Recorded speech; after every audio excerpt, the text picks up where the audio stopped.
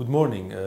Today I'm going to speak about dry eye and its impact on our practice and our society.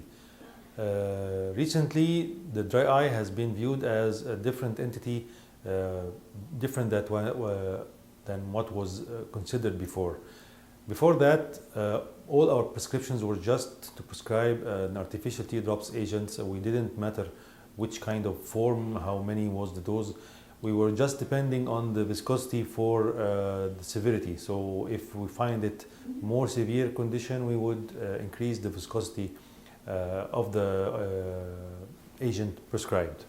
It's not this anymore. We have an epidemic of dry eye affecting the young generations due to the heavy use of or the abuse of the screens, smart screens, and even at work, those who are watching and utilizing the computer screens every day, these factors, along with the pollution and the use of ACs and heaters, increase the percentage of cases that we see every day complaining of dry eye.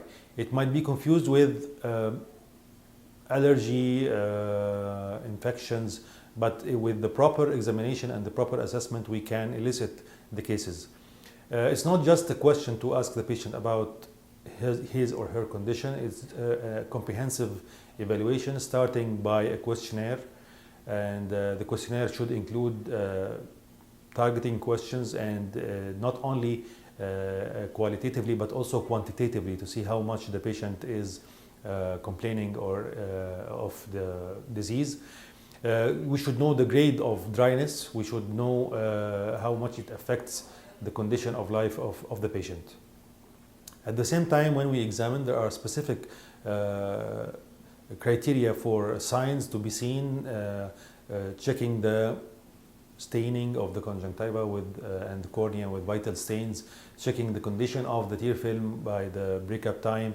And it's very important to assess also the lid margin condition, as the blepharitis is a nearly contributing factor in most of the cases. So what is happening now that with nearly every patient I see, I will take a good questionnaire and assess which degree of severity is the condition. I would examine, and sometimes we can use some adjunctive ancillary procedures like tear osmolarity and mybomography or something like this.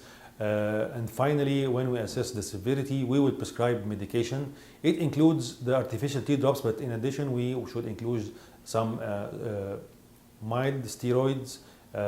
We might include omega-3 fatty acid supplements. We might include hot foments, or sometimes even the new devices that are acting on the meibomian gland regulation or the function.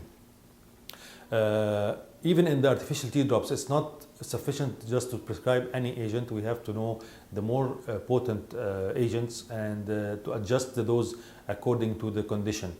It's very empirical that the patient is aware of his or her condition.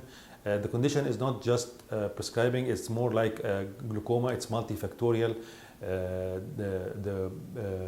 The culture and the knowledge about it should be high among the patients and the relatives, and accordingly we prescribe medication that should be covering the condition, not only for the short term but over the long term as well.